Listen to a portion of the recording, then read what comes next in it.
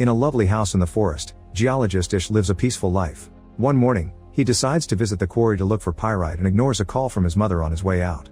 Moments later, while he's working, a snake suddenly bites his hand before crawling away. Panicking, he takes out his phone only to accidentally drop it down the hill. Next, he uses a knife to gain easier access and sucks the venom out. He rushes back to his house and drinks some water before collapsing on the bed, but then he becomes delirious. A few hours later, Ish hasn't moved and his hand is terribly swollen. He can hear someone knocking on his door and a helicopter outside, but he can't move or talk. In the evening, he crawls out of bed to get more water, but his movements are so clumsy that he spills it, so he has to suck it from the floor. Ish keeps calling for his mom while on his phone a text arrives from her saying "we love you." Many days later, Ish wakes up feeling better and his hand is back to normal. He gets in his car after cleaning it and it takes it a few tries to start. Ish drives to town and is surprised to find the streets empty. Eventually he stops the car when he discovers a rotting body on the ground. There are military cars everywhere and more dead people inside other vehicles. On a road sign he reads that there's been a global pandemic and the US government has been suspended. As he freaks out, he gets back in his car and turns on the radio. The news reminds the public the virus is highly contagious and lethal, so everyone must stay inside. When he makes it to his family home, Ish is devastated to discover both his parents are dead. After taking a moment to cry, he buries his parents in the backyard with a kiss on the forehead as goodbye. After resting in his childhood bed, Ish keeps searching the town and finds dozens of bodies in the church. Then he picks up a bunch of supplies including a gun and drives to the bridge, only to find it blocked.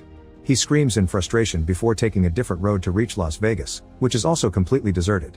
Searching the buildings is unsuccessful, so Ish decides to take a break in a jacuzzi. Later he goes to a bar to get a drink and drops the glass when he's startled by a voice. These are Milton and Anne, who explains they're immune and got stuck here when it all started. Milton has recorded the announcement on his phone and shows it to Ish, who learns the virus is new and nobody knows where it came from. Vaccines were ineffective and people were starting to panic on the streets. Eventually the government lost control and the virus took over the nation. Suddenly Ish admits that his parents had told him there was a new sickness around, but he hadn't thought it was this serious. Milton and Anne tell him all nations fell, so probably there are only a handful of survivors like them around the world. Anne confesses she watched her daughters and husband die on a video call. While the duo keeps drinking, Ish leaves to take the elevator, only to realize he has nowhere to go and falls asleep on the ground. The next morning he finds Anne trying on expensive clothes from the store. Ish wonders if being alive matters, and Anne says her heart beating doesn't mean she's alive. Then the trio gathers for breakfast and Ish learns Milton's wife died here in the hotel. Ish announces he'll leave soon in an upset and leaves the table. Milton tries to convince Ish to stay, saying they have food and a generator. As he shows Ish his gun, he also reveals he and Anne have an agreement: when food runs out, they'll self-delete. When Ish points out that the country has enough resources to last a decade, Milton asks why anyone would want to live after everything they cared about is gone. Before leaving, Ish asks Anne to come with him. She turns him down but still kisses him, so Ish has to push her off. On his way out, Ish hears 2 gunshots. Furious, Ish drives down the road at dangerous speed and almost hits a dog, but he stops just in time. Seeing this as a sign, he names the dog Lucky and takes him with him. Next, Ish stops at the library and gathers all the books on survival he can find. Not knowing what else to do, Ish returns to his old house to start a new life with Lucky. A year later, Ish is still alive. He keeps himself busy with chores and exercise, but he can feel he's starting to lose it and sometimes he drives his car in circles. One morning he hears Lucky barking and looks out the window to see smoke in the distance. Ish and Lucky immediately get in the car and drive to town to follow the smoke to a particular house. Emma appears on the roof with a gun, but she puts it down when Ish explains his situation. She invites him in and tells him she arrived a few days ago while sharing tea and bread. They get along pretty well, so when Ish tries to leave, Emma tells him to stay the night. The next morning Ish convinces her to come live with him so they can keep each other company. While Emma looks around the house, Ish gets rid of the noose he'd hung up when he felt hopeless. Emma notices that the rats have gotten into the pantry, so they go back to town to get supplies. At the store, they have to ignore the horrible stench coming from the bodies and a few rats. Days pass and Emma and Ish find a new routine together. They plant vegetables and go fishing for food. In town, animals appear on the streets because there are no people to stop them. Emma gives Ish a haircut and he starts building a chicken coop, hoping they can start a farm. Eventually their relationship turns intimate. When Ish's car runs out of gas, he has to start filling up the tank using other vehicles in town. He also begins building solar panels on top of the house. One morning, he accidentally slips off the roof and falls, hurting his ankle in the process. Emma helps him come inside and takes care of him while admitting she misses having more people around. Later, while he's sleeping, she looks at old pictures of her family and cries. When Ish gets better, he immediately starts building again. Emma announces she's pregnant and Ish freaks out, hesitant to bring a kid to a post-apocalyptic world. He ends up looking for books on childbirth at the library, where rats are running around too. A few months later, The couple's little farm is going well with plenty of vegetables and even a few chickens. However, Emma points out she needs protein, so Ish agrees to go hunting. He finds a bunch of cows and after lots of hesitation, he shoots one as he apologizes. Then he follows a book's instructions to cut it and get the meat, which he takes home in a cooler. Some days later, Ish finally finishes the solar panels and the house has power, which means they can store food in the fridge again. Emma interrupts the happy moment with bad news. She's found a huge rat in the basement. She had to drown it to kill it since their traps aren't big enough for this size. A quick look through the window reveals that hundreds of rats have taken over the town and are now coming to their house.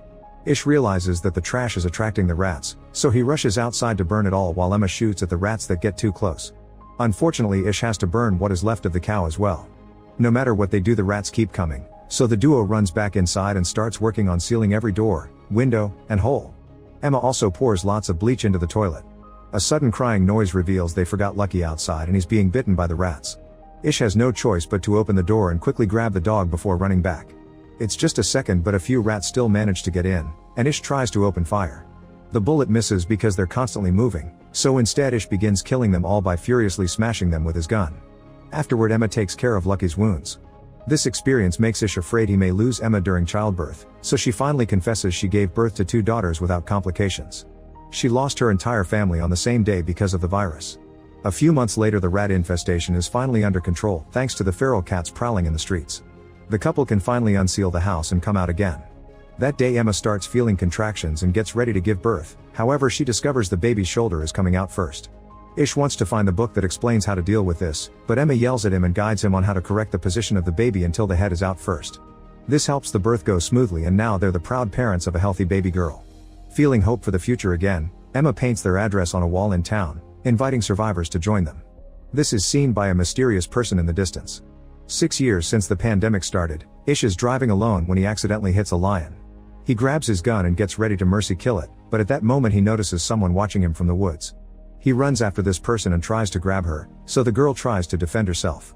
Ish steps back and swears he means no harm, explaining he has food and that lives with other survivors. The girl just screams again and runs away. When Ish returns to his truck, he discovers the lion is gone and the girl has been following him. She accepts the apple he offers her and jumps on the back of the truck. Ish takes the girl to his house and it's revealed he and Emma have 2 kids now, Heather and Alex. They've also been joined by 2 more survivors, Jorge and Maureen, not to mention Emma is pregnant again. Everyone is friendly toward the new girl, but she still doesn't speak or leave the truck, so Ish concludes she must have PTSD. That night, the girl sleeps in the truck. The next morning, Maureen brings breakfast for the girl, who is startled and causes her to drop the dish. As the girl grabs her wrist, Maureen notices they have the same scars and shows her the ones on her chest. She also offers her hair for her to touch, gaining her trust. Afterward, Maureen shares how she and Jorge arrived here thanks to the sign and convinces the girl to get a bath. Meanwhile, Ish and Jorge go to the woods and discover 2 very rudimentary cabins with graves in the back. Moments later, Maureen goes through the girl's belongings. There are many creepy drawings in a diary and a letter that indicates the girl's name is Evie. Maureen uses the name and the girl responds well to it. She even accepts clean clothes and a room to sleep in. In the evening, Maureen shares the letter with the others. It was written by Evie's mother, who begged the reader to take care of her daughter. When the pandemic started, Evie's father took out his frustrations on her and the mother was sick, so she couldn't protect her. The group agrees to welcome Maureen to their little family. Soon Emma gives birth to a lovely baby boy named Joey. A year later, the group is having a nice day when suddenly the intruder alert goes off. After leaving the kids inside with Maureen, Ish, Emma, and Jorge grab their guns and go investigate. They find an armed woman named Molly, and after a little back and forth, everyone agrees to put down their weapons. Molly introduces them to her friends Jean, Ezra, and Raif, and they all agree to go to the house. After more introductions, Maureen realizes Jean is a famous musician. The group comes from Oregon and claims they left because of a flu outbreak. Emma tells them they can stay in the neighboring house, but Ish is still suspicious. The next day, everyone gathers to go out for supplies. All the kids must stay back and Ish is very strict when he explains the rules. Molly asks about medicine, but Ish tells her it's all gone, so they should stick to food. When they make it to town, there's a buffalo in the street and Ish tells the others to just ignore it. The group splits to look for food, but Molly ignores the rules and goes to the hospital, where she finds many disgusting bodies. Jean grabs lots of alcohol and Ezra finds a guitar for her. When the group reunites to leave, they notice Molly is gone. At the hospital, Molly comes across a feral dog and uses a fire extinguisher to scare it away. Then she uses that same extinguisher to break a lock, which gives her access to a backup stash of medicine. When she finally goes back, Ish scolds her for breaking the rules, but he has to shut up when she shows him how much medicine she's found. That night, Jean uses her new guitar to sing for everyone over a bonfire and Ezra tells a few bad jokes. After everyone goes to bed, Jorge shares his favorite memory with Maureen and they do the dirty for the first time. Meanwhile, Jean gets drunk in the kitchen. The next morning, Molly checks on Jean, who admits she drank a lot because she's trying to terminate her pregnancy. It's obvious she's having a breakdown, but Molly still promises not to tell Ezra. Time passes and the group continues to live peacefully. Jean's baby is born healthy, and soon Maureen has her own child as well. 14 years after the start of the pandemic, everyone is still living together as a big family and they celebrate Heather's birthday. Ish takes Joey to the library often, hoping to pass on his love for books. One afternoon, Ish and Joey notice that the wind is blowing pretty hard and it begins to rain, so they hurry to return home. They make sure everyone is safe inside, only to discover Lucky is missing.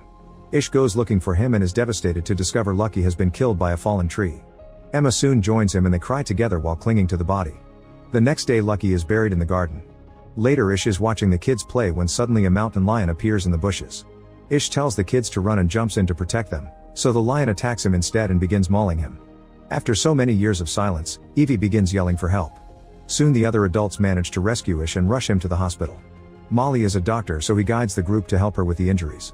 She has to give Ish CPR to stabilize him before she starts working on closing up all his wounds. Meanwhile, Emma goes to the woods and when finally finds the lion, she shoots it multiple times as revenge. When Ish finally wakes up, Molly admits she isn't a full doctor, she's just a student that dropped out of college. However, Ish trusts her knowledge and soon he's able to walk again, so he goes back to his family.